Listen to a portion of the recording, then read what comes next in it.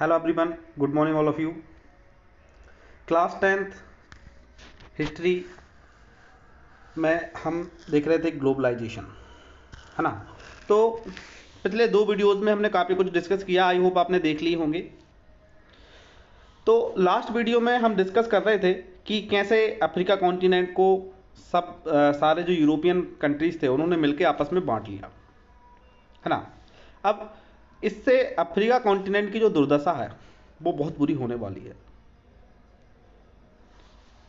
कैसे क्या क्या होगा अफ्रीका में, उसके बारे में शॉर्ट में हम कुछ चीज़ें यहाँ पे देखने हैं। तो हमारा जो आज का टॉपिक है ना, यहाँ पे आपको दिख रहा होगा रिंडरपेस्ट और कैटल प्लेग। रिंडरपेस्ट या कैटल प्लेग क्या है? एक टाइप का प्लेग है जो जानवरों में फैलता है ना। तो कैसे बीमारियाँ फैली, किन वजहों से अफ्रीका की तरफ गए, उसके बारे में हम थोड़ा सा यहाँ पे देखने वाले हैं। चलिए डिस्कस करते हैं। देखिए, रिंडरपेस्ट जो है मवेशियों में होने वाली एक बीमारी है, और जो रिंडरपेस्ट का एग्जाम्पल है उससे हमको ये पता चलता है कि कैसे एक जो डिसीज़ है वो एक पूरे कॉन्टिनेंट के जो कंडीशंस हैं, जो समीकरण है वहाँ के, उसको किस तरह से बदल सकती है, उसमें मतलब एक चेंज ला सकती है। सिर्फ एक बीमारी की वजह से अफ्रीका का पूरा माहौल बदल जाता है। देखिए, अफ्रीका की तरफ भागे क्यों थे? अफ्रीका एक ऐसा कॉन्टिनेंट था जहाँ पे ज़मीन की कोई कमी नहीं थी, बहुत सारी लैंड थी, और दूसरा मिनरल्स की भी कोई कमी नहीं थी। तो वहाँ पे ज़मीन, लैंड एंड मिनरल्स का अकूत भंडार था, कोई कमी नहीं थी। तो यूरोपियन लोग जो थे वो अफ्रीका गए क्यों थे? क्योंकि वो वहाँ मिनरल्स और प्लांटेशन करके, बागान लगा के, है ना। तो यूरोपियन लोग अफ्रीका के मिनरल्स और प्लांटेशन करके वहाँ से पैसा कमाने के लिए पहुँचे थे। उनका मुख्य उद्देश्य था वहाँ से किसी भी तरह इकोनॉमिक बेनिफिट लेना। लेकिन अब वहाँ पे हुआ क्या? देखिए, अफ्रीका कॉन्टिनेंट बड़ा है, मिनरल्स की कोई कमी नहीं है, ज़मीन की कोई कमी नहीं है, लेकिन वहाँ की पॉपुलेशन बहुत कम थी। तो इस वजह से क्या हुआ, जब वहाँ पॉपुलेशन की कमी है तो वहाँ मज़दूरों की बहुत ज़्यादा कमी यूरोपियंस को झेलनी पड़ी। लेबर बिल्कुल उनको मिलता नहीं था काम करने के लिए। और ये लेबर क्यों नहीं मिलता था? उसका एक रीज़न था। क्यों? क्योंकि कम आबादी, कम पॉपुलेशन और ज़्यादा रिसोर्स होने की वजह से वहाँ के जो लोकल नेटिव पीपल थे, वहाँ के जो रहने वाले लोग थे, वो सैलरी ले लेते थे, पैसे ले लेते थे, और उसके बावजूद भी वो काम नहीं करना चाहते थे। उसका रीज़न क्या है कि लोग हम पैसे देने को तैयार हैं, आपको काम देने को तैयार हैं, फिर भी आप नहीं कर रहे। तो उसका रीज़न सीधा सीधा यही था कि पॉपुलेशन कम थी और वहाँ रिसोर्सेज ज़्यादा थे। तो वहाँ के लोगों की जो ज़रूरतें हैं वो आसानी से बिना कोई काम किए ही या थोड़ा बहुत काम करके पूरी हो जाती थी। तो इस बात से पैसे, तो ये मुख्य वजह थी कि वो लोग पैसे कमाने के लिए ज़्यादा काम नहीं करते थे। अब जब मज़दूर नहीं मिलेंगे, लेबर नहीं मिलेगी, तो इससे क्या प्रॉब्लम हो जाएगा? ब्रिटिशर्स का जो उद्देश्य है पैसा कमाने का वहाँ से बिजनेस का, तो बिजनेस कैसे चलेंगे विदाउट लेबर के? तो इसके लिए ना यूरोपियन लोगों ने अफ्रीका को रास्ते पे लाने के लिए, या कहें कि अपना काम निकालवाने के लिए, कुछ अलग तरीके अपनाए। अब वो क्या तरीके थे, सुनिए। सबसे पहले तो उन्होंने वहाँ के लोगों पे इतना ज़्यादा टैक्स लगाया कि उसको सिर्फ वही लोग अदा कर पाते थे जो या तो माइंस में काम कर रहे हैं या उनके जो प्लांटेशन फॉर्म थे वहाँ पे काम करते थे। अदरवाइज कोई भी व्यक्ति उस टैक्स को चुका नहीं पाता था।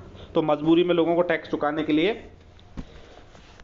या तो माइंस में या उनके प्लांटेशन जो फॉर्म थे वहाँ पे काम करना पड़ा। दूसरा ये है कि जो संपत्ति के कानून थे, है ना, ज़मीन जायदाद रखने के जो कानून थे, उनको उन्होंने बदल दिया। उन्होंने क्या किया? उन्होंने एक ऐसा रूल बनाया कि अगर एक फैमिली में 5 लोग हैं या 10 लोग हैं, कितने भी हैं, तो एक फैमिली में एक ही मेंबर सिर्फ लैंड का मालिक बन सकता है, ज़मीन का मालिक बन सकता है ना। एक फैमिली में सिर्फ एक ही व्यक्ति ज़मीन का मालिक बन सकता है। और तो इस वजह से क्या होता था कि बाकी के जो लोग थे उनको मजदूरी करने के लिए बेबस होना पड़ता था। तो वो लोग फिर जाके टैक्स लगाया पहला वाला, तो उसको अदा करने के लिए पैसे चाहिए, तो मजदूरी करने के लिए जाना पड़ा उनको। एक ही व्यक्ति सिर्फ ज़मीन रख सकता है, बाकी लोग क्या करेंगे, तो बाकी लोगों को मजदूरी करने के लिए जाना पड़ा मजबूरी में। और तीसरा है कि जो माइंस होती थी, तो वहाँ पे उन्होंने कैंपस इस तरह से बनाए, जो माइंस के कैंपस थे, कि जो मजदूर वहाँ पे एक बार चले जाते थे ना, तो उनको इतना ज़्यादा कैदी की तरह रखा जाता था कि ना तो वो बाहर आ सकते हैं वहाँ से, ना घूम फिर सकते हैं। तो उनकी लाइफ वहीं पे सिमट के रह गई। अपना फ़ायदा निकालने के लिए ब्रिटिशर्स ने कितने बुरे तरीके अपनाए हैं। लोगों पे बहुत अत्याचार कर रहे हैं। देखिए, एक बीच में यहाँ पे इमेज दिया गया है कि गोल्ड की जब डिस्कवरी हुई अफ्रीका में, है ना, तो उसका ट्रांसपोर्टेशन करने के लिए क्या तरीका अपनाया जा रहा है। एक गाड़ी है जिसमें कुछ घोड़े हैं, है ना, और कुछ लोग हैं साथ में। एक नदी है पानी से भरी हुई, पर वो गाड़ी से जो गोल्ड है उसका ट्रांसपोर्टेशन करना है। जैसे ही ब्रिटिशर्स को पता चला ना कि अफ्रीका में बहुत सारा गोल्ड है, तो उन्होंने एक्सप्लॉयटेशन डबल कर दिया अफ्रीका का। क्या आपको पता है कि पूरे दुनिया का जो 20% गोल्ड प्रोडक्शन है वो आज भी अफ्रीका से होता है। बहुत सारा गोल्ड है वहाँ पे। चलिए टॉपिक पे आते हैं। तो 3 अलग अलग तरीके हमने देखे जिससे यूरोपियन कंट्री ने अफ्रीकन लोगों को ज़बरदस्ती मजदूरी करने के लिए मजबूर कर दिया। अब यहाँ पे जो हमारा मेन टॉपिक था, रिंडरपेस्ट और कैटल प्लेग, ये क्या था। मैं आपको पहले बताया कि जो रिंडरपेस्ट है वो एक टाइप की डिसीज़ है जो जानवरों में होती है ना। तो एक डिसीज़ से कैसे कंडीशंस में फ़र्क आएगा वो हम आगे देखने वाले हैं। रिंडरपेस्ट जो है अफ्रीका में 1880 के टाइम पे एंटर हुआ, है ना।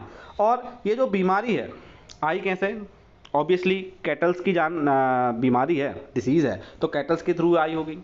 तो ये जो डिसीज़ है वो उन घोड़ों के साथ आई अफ्रीका, जो ब्रिटिशर्स एशिया से लेके अफ्रीका गए थे। ब्रिटिशर्स एशिया कॉन्टिनेंट से कुछ घोड़े लेके अफ्रीका गए थे जिससे कि ट्रांसपोर्टेशन वो कर सकें, और उन्हीं घोड़ों के साथ ये बीमारी अफ्रीका पहुंच गई। अब ये घोड़े लेके गए क्यों थे, ये उन इटालियन सोल्जर्स के हेल्प के लिए ले गए थे जो अफ्रीकन कंट्रीज़ में किसी ना किसी तरह से कोई लड़ाइयाँ लड़ रहे हैं या वॉर्स में हैं, उनके लिए लेके गए थे। अब जैसे ही रिंडरपेस्ट अफ्रीका में पहुंचा तो वाइल्ड फायर की तरह वो पूरे अफ्रीका में फैल गया, और 1892 आते आते यह लगभग पूरे अफ्रीका कॉन्टिनेंट में फैल गई थी। अब देखिए कितना इसका असर होता है कि रिंडरपेस्ट की वजह से अफ्रीका कॉन्टिनेंट के 99% जो कैटल्स है ना, 90% है ना, एक बीमारी की वजह से, जो बीमारी किसी दूसरे कॉन्टिनेंट से एक घोड़े के साथ आई है, वो इतनी बुरी तरीके से फैल जाती है पूरे अफ्रीकन कॉन्टिनेंट में कि वहाँ के 90% जो कैटल्स हैं ना वो बर्बाद हो जाते हैं, मारे जाते हैं। अब 90% कैटल्स जब साफ हो गए तो अब देखिए अफ्रीका के जो लोग थे ना वो कैटल्स पे बहुत ज़्यादा डिपेंडेंट थे। उनकी कमाई का एक जरिया होते थे कैटल्स। जब सारे कैटल्स मारे जाएंगे, 90% कैटल्स मर गए, तो उनकी जो रोजी रोटी है वो खतरे में पहुंच गई। तो अब यहाँ से ज़्यादातर लोगों की मजबूरी बन गई कि या तो वो बागानों में जाके मजदूरी करें या फिर वो किसी माइन में जाके मजदूरी करें, इसके अलावा उनके पास कोई भी चारा नहीं था। तो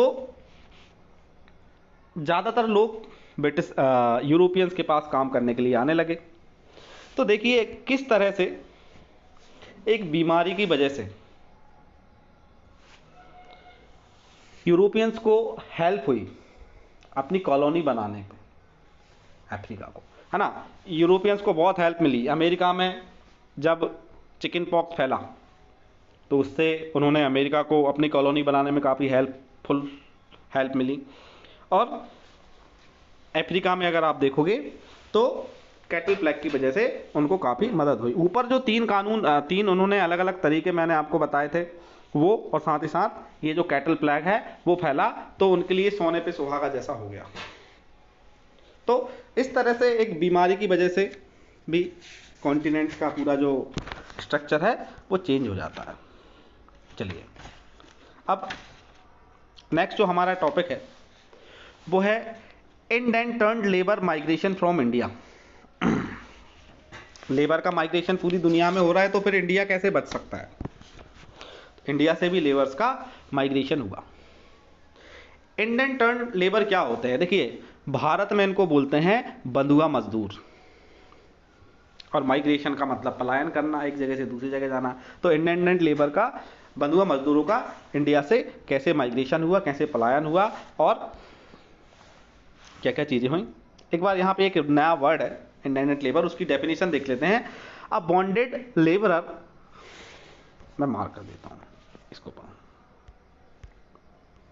इंडेंटर्ड लेबर क्या होता है? A bonded labourer under contract to work for an employer for a specific amount of time to pay off his passage to new country और होम। एक तरह का बॉन्डेड लेबर होता है, मतलब पहले ही उन दोनों के बीच एक कॉन्ट्रैक्ट साइन हो जाता है कि हम आपको इतने पैसे देंगे, इतने दिनों तक आपको काम करना है। अब हम कैसे भी काम आपसे करवा सकते हैं और कहीं भी भेज सकते हैं, किसी भी देश में किसी भी जगह पे आपको भेजा जाएगा एक पर्टिकुलर टाइम पीरियड के लिए, बीच में आप मना नहीं कर सकते हो, और आपको काम जब पूरा होगा तो आपको पैसे मिल जाएंगे। तो उनको इंडेंटर्ड लेबर बोलते हैं, है ना। इनके साथ बहुत बुरा व्यवहार किया जाता है, इनको बहुत कम पैसे मिलते हैं और उनसे बहुत ज़्यादा काम करवाया जाता है, और साथ ही साथ बहुत ज़्यादा इन पे अत्याचार भी किए जाते हैं। चलिए, इंडिया से कैसे इनका माइग्रेशन हुआ इसके बारे में अपन थोड़ी सी चर्चा करते हैं। तो इंडेंटर्ड लेबर की जो डेफिनेशन है वो मैं आपको बता चुका हूँ, आई होप आप समझ गए होंगे। क्या है? वैसे मजदूर जो किसी खास अपने मालिक के लिए एक खास टाइम पीरियड के लिए काम करने के लिए पूरी तरह से प्रतिबद्ध हो गए, कॉन्ट्रैक्ट साइन हो गया, ऐसे मजदूरों को हम इंडेंटर्ड लेबर या बंधुआ मजदूर बोलेंगे। ज़्यादातर जो इंडेंटर्ड लेबर थे वो कहाँ से आते थे? अगर आज इंडिया का मैप देखें, है ना, मॉडर्न टाइम के हिसाब से, तो आज जो बिहार है, यूपी है, सेंट्रल इंडिया है, तमिलनाडु है, असम है ना, वहाँ के जो लोग हैं उनको ज़्यादातर इंडेंटर्ड लेबर बनाया गया। अब इन लोगों को भेजा कहाँ पे जाता था? मेनली उनको Caribbean island, Mauritius, Fiji, Ceylon या श्रीलंका या मलाया, है ना, जैसे वेस्ट इंडीज़, है ना, ऑस्ट्रेलिया, अमेरिका जैसे अलग अलग देशों में उनको भेजा जाता था। अब इनको भेजने का सिस्टम क्या था कि एजेंट होते थे, है ना। वो एजेंट क्या करते थे कि इन मज़दूरों से झूठे वादे करते थे। उनको बोला जाता था कि इतने टाइम के लिए आपको चलना है, वहाँ पे जाके आपको ये फैसिलिटीज़ मिलेंगी, इतने पैसे मिलते थे, और इवन ये सारे वादे झूठे होते थे। और यहाँ तक कि ये भी होता था कि इन मज़दूरों को ये पता नहीं होता था कि वो जा कहाँ रहे, और ना ही उनके घर वालों को कोई जानकारी दी जाती थी। जब ये उस जगह, नई जगह पे पहुँचते थे, किसी दूर देश में पहुँचते थे, तो वहाँ पे इनकी मदद करने वाला कोई नहीं होता था। इनके पास कोई लीगल राइट्स नहीं होते थे, कोई कानूनी अधिकार नहीं होते थे, और वहाँ पे उन्हें बहुत ही ज़्यादा वर्स्ट कंडीशंस में काम करना पड़ता था। कई बार बहुत सारे जो लेबर्स थे वो परेशान हो जाते थे और एक नया रास्ता निकालते थे, वहाँ से भाग जाते थे। तो जब वो भाग जाते थे तो उनमें से कई पकड़े भी जाते थे, और पकड़ने के बाद उनको बहुत ज़्यादा प्रताड़ित किया जाता था, बहुत कठिन सजाएं दी जाती थी। तो उसको देख के क्या है कि दूसरे लोग ऐसा प्रयास ना कर सकें। अब देखिए,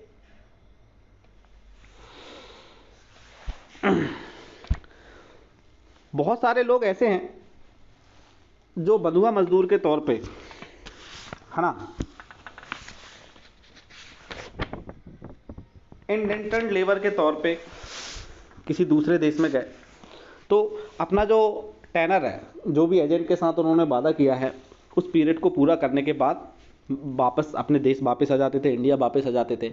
और उनमें से कई ऐसे हैं जो फिर वहीं पे रहना पसंद करते थे, वहीं पे वो शादी कर लेते थे और अपना परिवार बसा लेते थे, या यहीं से अपने परिवार के साथ जाते थे, तो वो वहीं के बन के रह गए, है ना। इसलिए आप देखते हैं, देखिए फॉर एग्जांपल, देखिए आपने एक बहुत बड़े राइटर का नाम सुना होगा, वीएस नायपॉल, है ना।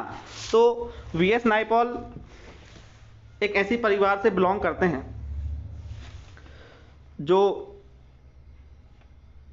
इंडिया से गया हुआ था, है ना, और फिर वहीं पे जाके वो परमानेंटली सेटल हो गए। तो ये एक तरह से इंडियन है ना। और उन्होंने इनके जो पिताजी थे वो इंडेंटेड लेबर की तौर पे गए थे और वहीं पे होके रह गए। तो बाद में जो वीएस नायपॉल हैं वो भी वहीं पे रहे। अगर आपने इनका नाम कभी सुना हो तो ये एक नोबेल प्राइज़ विनर है, एक राइटर हैं बहुत बड़े, और नोबेल प्राइज़ उन्होंने जीता है ना। तो एक कहने के लिए एक इंडियन है, लेकिन उनकी शिक्षा दीक्षा जन्म सब कुछ वहीं पे हुआ है दूसरे देश में। तो आपसे मेरा क्वेश्चन ये है एज अ होमवर्क कि आपको मुझे कमेंट करके बताना है कि जो वीएस नायपॉल हैं वो कौन से कंट्री में रहते हैं। ठीक, इसके अलावा कुछ क्रिकेटर्स के आपने नाम सुने होंगे, जैसे शिव नारायण चंद्रपाल, सुना है क्या कभी, है ना, राम नरेश शर्मन। तो ये जो क्रिकेटर्स हैं वेस्ट इंडीज़ की टीम में आपको देखने के मिले थे। वेस्ट इंडीज़ की टीम में ये कुछ साल पहले टीम की तरफ से खेलते थे, है ना। तो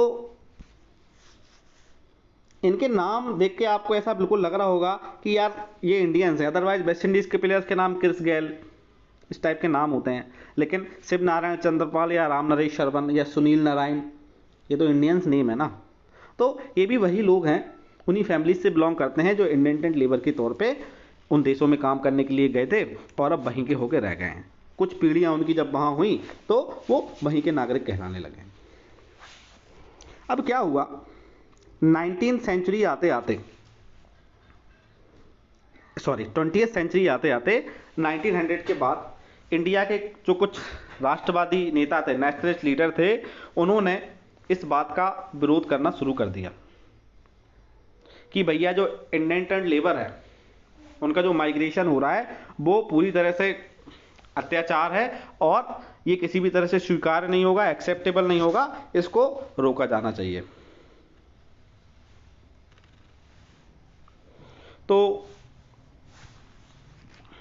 इस पे कुछ हद तक रोक लगी और 1921 आते आते इस सिस्टम को पूरी तरह से समाप्त कर दिया गया और जो बंधुआ मजदूरी है वो समाप्त कर दी गई।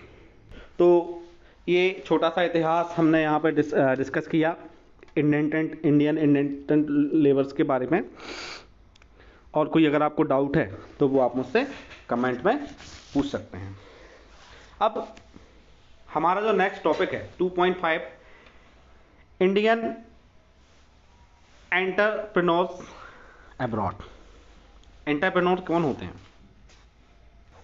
अब देखिए, एंटरप्रेन्योर्स ऐसे व्यक्ति होते हैं जो अपना पैसा लगाते हैं नए नए व्यापार में, है ना, या फिर अपना दिमाग लगाते हैं नए नए बिजनेसेस में, है ना। तो इंडिया में भी कुछ लोग हुए जो काफ़ी पैसे वाले थे, है ना। इनमें से कुछ फेमस लोगों का अगर मैं आपको नाम बताऊं, है ना, तो शिकारीपुरी श्रॉफ, है ना, कौन कौन है? शिकारीपुरी, सॉरी मैं यहाँ पे मार्क कर देता हूँ जिससे आपको थोड़ी आसानी होगी। शिकारीपुरी श्रॉफ। दूसरा व्यक्ति है, उनका नाम है नट्टू कोटई चेटियार, है ना। ये बहुत मशहूर नाम है ना। ये लोग क्या हुआ कि साउथ एशिया और सेंट्रल एशिया, है ना, साउथ ईस्ट एशिया और साथ ही साथ सेंट्रल एशिया में इन्होंने अपने हब बना लिए थे, है ना। साउथ ईस्ट एशिया और सेंट्रल एशिया में जितने भी कंट्री थे उनसे जो एग्रीकल्चर प्रोड्यूस होता था, है ना, एग्रीकल्चर प्रोडक्ट जितने भी होते थे उन सबका जो एक्सपोर्ट किया जाता था उसमें ये अपना पैसा लगाते थे। कहाँ? साउथ एशिया और सेंट्रल एशिया से एग्रीकल्चर प्रोडक्ट का जितना भी एक्सपोर्ट किया जाना होता था उसमें ये अपना पैसा लगाते थे। और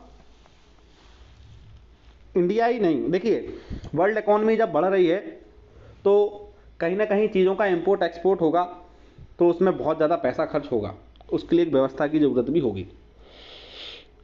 और इस इंपोर्ट या एक्सपोर्ट के बिजनेस की जो रिक्वायरमेंट है ना, क्योंकि आबादी बढ़ रही है, डेवलपमेंट हो रहा है, तो डिमांड बढ़ रही है। डिमांड को पूरा करने के लिए बहुत सारा एग्रीकल्चर प्रोडक्शन भी करना है, और प्रोडक्शन करने के लिए पैसा चाहिए। तो पैसा चाहिए तो नट्टिकोटोई चेटियार या शिकारीपुरी श्रॉफ जैसे जो लोग हैं, एंटरप्रेन्योर्स हैं, वो अपना पैसा लगाते हैं। तो ऐसा नहीं है कि यूरोप और अमेरिका से ही लोग, ऐसे लोग थे जो पैसा लगाते थे, इंडिया में भी बहुत सारे ऐसे लोग हुए हैं। तो इन दो व्यक्तियों का तो हमने यहाँ पे जिक्र किया है। तो नॉर्थन एशिया और सेंट्रल एशिया पे इनका पूरा कब्जा था दोनों का, और ये यहाँ पे पैसा लगाते थे और बहुत पैसा कमाते थे। अब इनको क्या है कि जब पूरे दुनिया में व्यापार हो रहा है तो इनको अपना पैसा भी एक जगह से दूसरी जगह भेजना पड़ता था, और इसके लिए ना उन्होंने एक अपना स्पेसिफिक सिस्टम बना के रखा था। पैसा एक जगह से दूसरी जगह ट्रांसफ़र करना काफ़ी रिस्की होता है ना, उस टाइम पे तो पैसे को फिजिकली लेके जाना पड़ता था, कोई बैंक अकाउंट तो होते नहीं थे या नेट बैंकिंग होती नहीं थी। तो कैसे एक जगह से दूसरी जगह पैसा ट्रांसफ़र होगा, उसके लिए उन्होंने एक बहुत ही वेल डेवलप्ड सिस्टम उन्होंने बना लिया था। तो यहाँ पे आपने देखा कि इंडिया के जो एंटरप्रेन्योर्स हैं वो यूरोपियन कंट्रीज़ का दबदबा होने के बावजूद भी कुछ लोगों ने अपना बिजनेस डेवलप किया, अपना नाम बनाया। 1860 के एंड तक अगर आप देखोगे तो पूरी दुनिया में, पूरे वर्ल्ड में जितने भी पोर्ट थे, हर एक पोर्ट पे उन्होंने अपना एक हब बना के रखा था, जहाँ से वो अपना ये जो बिजनेस है उसको संचालित करते थे, रन करते थे। ठीक है, तो ये थे इंडियन एंटरप्रेन्योर्स इन अब्रॉड।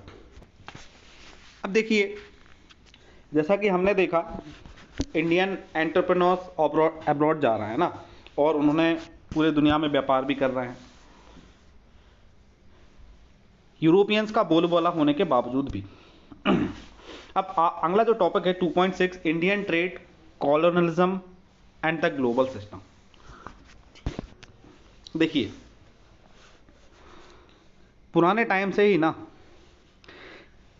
इंडिया से बहुत अच्छी क्वालिटी का जो कॉटन था, है ना, उसका एक्सपोर्ट किया जाता था। किसको? यूरोप को। लेकिन अब कंडीशंस क्या हो रही हैं, इंडिया कॉलोनी बन गया है यूरोप की, ब्रिटेन की, है ना, और यहाँ से कॉटन वहाँ पहुँचाया जा रहा है। लेकिन इसी टाइम पे ब्रिटेन में जो इंडस्ट्रियलाइजेशन है वो बढ़ जाता है। अब ब्रिटेन में जब इंडस्ट्रियलाइजेशन बढ़ जाता है तो ब्रिटेन के जो व्यापारी वर्ग होते हैं, है ना, वो सरकार पे प्रेशर डालते हैं कि भैया आप इंडिया से जो इतनी अच्छी क्वालिटी का जो कॉटन के कपड़े हैं उनको आप मंगा रहे हो, इसको कम कीजिए, है ना। क्योंकि अभी हो क्या रहा था, इंडिया से कॉटन एक्सपोर्ट होता था और ब्रिटेन में इंपोर्ट होता था, तो बदले में ब्रिटिशर्स यहाँ क्या देंगे? पैसे देंगे, है ना। तो जो मनी का फ्लो था वो ब्रिटेन से इंडिया की तरफ था। लेकिन ब्रिटिश गवर्नमेंट ने एक ऐसी पॉलिसीज़ बनाई कि इंडिया से होने वाला जो एक्सपोर्ट था कॉटन का, उस पर रोक लगा दी। तो इस वजह से क्या हुआ कि 1800 में जो कॉटन एक्सपोर्ट होता था यूरोप को, उसमें इंडिया का जो कंट्रीब्यूशन था वो 30% के अराउंड था। कितना था? 30% के अराउंड था, जो 1815 आते आते गिर के 15% हो गया। जो हमारा 1800 में 30% था और 1850 आते आते वो 50% हो गया, और 1870 आते आते वो जो एक्सपोर्ट था इंडिया का वो 3% रह गया सिर्फ, है ना। अब क्या हो रहा है, ब्रिटेन का गेम प्लान देखिए। इंडिया से जो कॉटन के कपड़े एक्सपोर्ट होते थे वो उन्होंने 1800 से लेके 1870 आते आते 30% से 3% कर दिया। लेकिन इंडिया से जो रॉ कॉटन ब्रिटेन जाता था, है ना, वो 1812 से 1817 के बीच में 5% से बढ़ के 35% हो गया। इसका मतलब उन्होंने क्या किया कि यहाँ से जो तैयार कपड़ा था कॉटन का, उसका एक्सपोर्ट तो कम करवा दिया, है ना। मतलब अब वो तैयार कपड़ा नहीं खरीद रहे हैं इंडिया से, बदले में वो क्या करते हैं, यहाँ से सिर्फ रॉ कॉटन खरीदते हैं, रॉ मटेरियल खरीदते हैं, और उसका 5% से 30% तक उन्होंने इंक्रीज कर दिया। और उस रॉ मटेरियल को ले जाके ब्रिटेन की जो इंडस्ट्रीज़ हैं उनमें उसको प्रोसेस करते हैं, वहाँ वो उसका कपड़ा बनाते हैं और उसको फिर दोबारा से इंडिया में सेल करते हैं। इससे उन्हें मोटा मुनाफा होने लगा। अच्छा, 1812 से 1817 के बीच जिन चीज़ों का एक्सपोर्ट इंडिया से बढ़ा उनमें सिर्फ रॉ कॉटन ही नहीं था। ध्यान दीजिए, रॉ कॉटन के अलावा इंडिगो का भी उसमें, और जो इंडिगो किस लिए यूज होता था, कपड़ों को डाई करने में, कलर करने में, नील जिसको हम बोलते हैं, तो उसका भी एक्सपोर्ट बढ़ा। तो कपड़ों का एक्सपोर्ट कम हुआ और रॉ कॉटन और इंडिगो जैसी चीज़ों का एक्सपोर्ट इंडिया से काफ़ी बढ़ा। अब इसका असर क्या हुआ, देखिए ध्यान से सुनिए कि जब ब्रिटेन इंडिया से डायरेक्ट कपड़ा खरीदता था तो जो मनी का फ्लो था वो इंडिया की तरफ था, ब्रिटेन से इंडिया पैसा आता था। लेकिन जब उन्होंने यहाँ से सिर्फ रॉ मटेरियल खरीदा और प्रोसेस्ड जो मटेरियल है, जो तैयार कपड़ा है, उसको इंडिया में बेचने लगे, तो उसकी वजह से क्या हुआ, एक ऐसा कंडीशन आ गया कि जो ट्रेड सरप्लस है ना, वो ब्रिटेन के फेवर में चला गया। ट्रेड सरप्लस क्या होता है, ट्रेड सरप्लस का मतलब होता है कि जैसे मान लीजिए दो देशों के बीच व्यापार हो रहा है, इंडिया पाकिस्तान बिजनेस कर रहा है आपस में, है ना। इंडिया जो है वो 10,000 रुपये का माल बेचता है पाकिस्तान को, और पाकिस्तान इंडिया को 5,000 रुपये का माल बेचता है। तो इस तरह से पाकिस्तान इंडिया को 10,000 रुपये देगा क्योंकि हमने 10,000 का माल बेचा है, और हम पाकिस्तान को कितने देंगे, 5,000 रुपये। तो हमने 10,000 रुपये कमाए और 5,000 रुपये वापस दिए।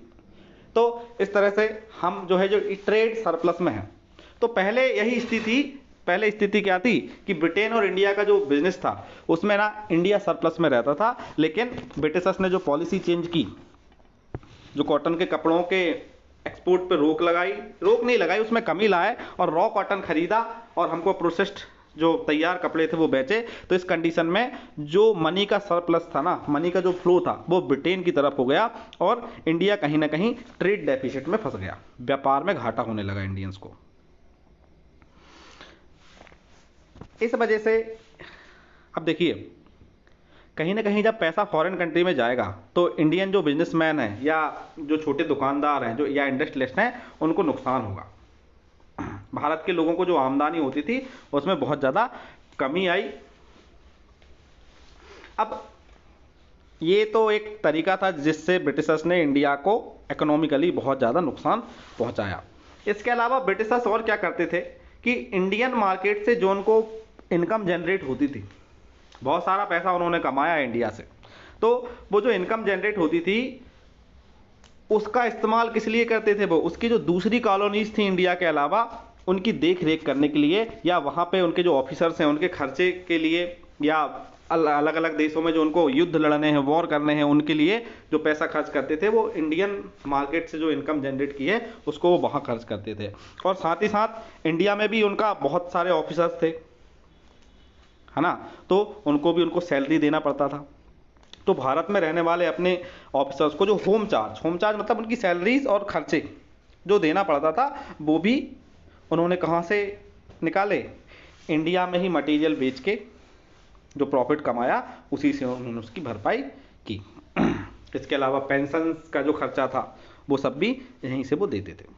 तो ये एक हमारा टॉपिक और यहाँ पे फिनिश हो गया है ना, जिसमें हमने देखा कि भारत का व्यापार कैसा था, पहले क्या कंडीशन थी, बाद में क्या कंडीशन हुई, है ना। तो ये सब हमने यहाँ पे देखा है। अब अगला जो हमारा टॉपिक है वो है इंटर वॉर इकोनॉमी। देखिए ज़रा, इस साल का हमारा जो सिलेबस है वो रिड्यूस्ड हुआ है, और ये जो टॉपिक है हमारा next topic inter war economy, ये रिमूव हो गया है। इसमें वार टाइम ट्रांसफॉर्मेशन है ना, कि वार के टाइम पे क्या क्या कंडीशंस हुई, उसके बाद वार के बाद कैसे रिकवरी हुई, है ना, फिर कैसे मास प्रोडक्शन बढ़ा, उसके बाद ग्रेट डिप्रेशन आता है, पूरी दुनिया में मंदी छा जाती है ना। फिर उस ग्रेट डिप्रेशन में इंडिया का क्या होता है, इंडियन ग्रेट डिप्रेशन, और फिर रिबिल्डिंग अ वर्ल्ड इकोनॉमी। तो ये देखिए यहाँ तक India and the great depression, यहाँ तक पूरा ये आपका रिमूव हो गया है। अब हमारा जो नेक्स्ट टॉपिक है जो हमको पढ़ना है वो पढ़ना है rebuilding a world economy the post war era. युद्ध के बाद कैसे इंडियन इकोनॉमी दोबारा वर्ल्ड इकोनॉमी दोबारा से शेप लेती है और क्या क्या कंडीशंस होती हैं। लेकिन देखिए मैं यहाँ पे इस चैप्टर में ये सब पूरा छोड़ नहीं रहा हूँ, है ना। मैं नहीं चाहता कि आपको समझने में दिक्कत हो, क्योंकि चैप्टर का एक सीक्वेंस होता है, उसको अगर हम तोड़ देते हैं तो समझ में हमको चीज़ें ठीक से नहीं आती हैं। लेकिन मैं उसको थोड़ा सा शॉर्ट में कवर करूँगा और फटाफट इन टॉपिक्स को क्लियर कर दूँगा, ठीक है। ओके, जो चाहें जिनको नहीं पढ़ना है वो इसको ये 3-4 जो टॉपिक हैं उनको एस्केप कर सकते हैं, ठीक है। इस वीडियो में फिलहाल इतना ही, नेक्स्ट वीडियो में हम आगे इसके बारे में डिस्कस करेंगे। Okay, thanks for watching.